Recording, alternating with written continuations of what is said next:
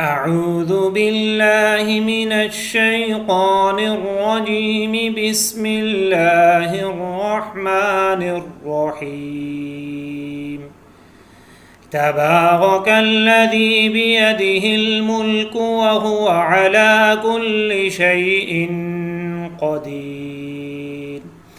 الذي خلق الموت والحياة ليبلوكم أيكم أحسن عملا وهو العزيز الغفور.